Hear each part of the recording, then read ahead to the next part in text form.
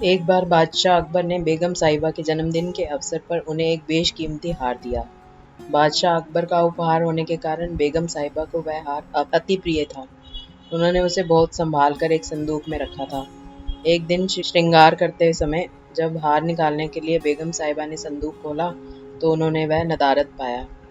घबराते हुए वो फौरन अकबर के पास पहुंची और उन्हें अपना बेशकीमती हार खो जाने की जानकारी दी। अकबर ने उन्हें वह हार कक्ष में अच्छी तरह ढूंढने को कहा, लेकिन वह हार नहीं मिला। अब अकबर और बेगम साहिबा को यकीन हो गया कि हो न हो उस शाही हार की चोरी हो गई है। अकबर ने तुरंत बीरबल को बुलवा भेजा और सारी बात बताकर शाही हार खोजने की जिम्मेदारी उसे सौंप दी। बीरबल ने बिना देर किए राजमहल के सभी सेवक सेविकाओं को दरबार में हाजिर होने का फरमान जारी करवा दिया।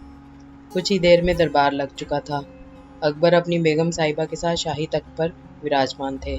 सभी सेवक सेविकाएं दरबार में हाजिर थे, बस बीरबल नदारद था। सब बीरबल के आने का इंतजार करने लगे, लेकिन 2 घंटे बीत जाने पर भी बीरबल नहीं आया। बीरबल की इस हरकत पर अकबर आग बबूला होने लगे। दरबार में बैठने का कोई औचित्य न देख वे बेगम साहिबा के साथ उठकर वहां से जाने लगे। ठीक उसी वक्त बीरबल ने दरबार में प्रवेश किया। उसके साथ एक गधा भी था। विलंब के लिए अकबर से माफ़ी मांगते हुए वह बोला, जहाँपनाह माफ़ कीजिएगा, इस गधे को खोजने में मुझे समय लग गया। सबकी समझ के परे था कि बीरबल अपने साथ वो गधा दरबार में लेकर क्यों आया है। बीरबल सबकी जिज्ञासा शांत करते हुए बोला, ये कोई साधारण गधा नहीं है, ये एक जादुई गधा है।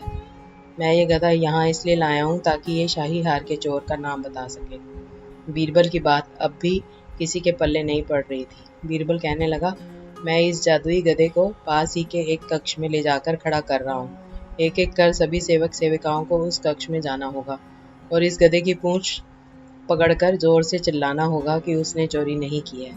ध्यान रहे, आप सबकी आवाज़ बाहर सुनाई पड़नी चाहिए। अंत में ये गधा बताएगा कि चोर कौन है। बीरबल गधे को दरबार से लगे एक कक्ष में छोड़ आया और कतार बनाकर सभी सेवक सेविका उस कक्ष में जाने लगे। सबके कक्ष में जाने के बाद बाहर जोर से आवाज़ आती, मैंने चोरी नहीं की है। जब सारे सेवक सेविकाओं ने ऐसा कर लिया तो बीरबल गधे को बाहर ले आया।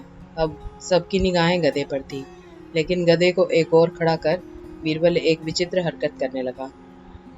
वह सभी सेवक सेविकाओं के पास जाकर उनसे हाथ आगे करने को कहता और उसे सूंघता। बादशाह अकबर और बेगम सहित सभी हैरान थे कि आखिर बीरबल ये कर क्या रहा है। तभी बीरबल एक सेवक का हाथ पकड़कर जोर से बोला, जहाँपनाह, ये है शाही हार का चोर। तुम इतने यकीन से ऐसा कैसे कह सकते हो बीरबल? क्या इस जादुई गधे ने तुम्हें इस चोर का नाम बताया है? आश्चर्यचकित अकबर ने बीरबल से पूछा। बीरबल बोला, नहीं हुजूर, ये कोई जादुई गधा नहीं है, ये एक साधारण गधा है। मैंने बस इसकी पूंछ पर एक खास किस्म का इत्र लगा दिया था। जब सारे सेवक सेविकाओं ने इसकी पूंछ पकड़ी तो उनके हाथ में इस इत्र की खुशबू आ गई, लेकिन इस चोर ने डर के कारण गधे की पूंछ पकड़ी ही नहीं। वह कक्ष में जाकर बस जोर से चिल्लाकर बाहर आ गया, इसीलिए उसके हाथ में उस इत्र की खुशबू नहीं आ पाई। इससे सिद्ध होता है कि यही चोर है। उस चोर को दबिश देकर शाही हार बरामद कर लिया गया और उसे कठोर सजा सुनाई गई। इस बार बीरबल की अक्लमंदी की बेगम साहिबा भी कायल हो गई और उन्होंने अकबर से कहकर बीरबल को कई उपहार दिए।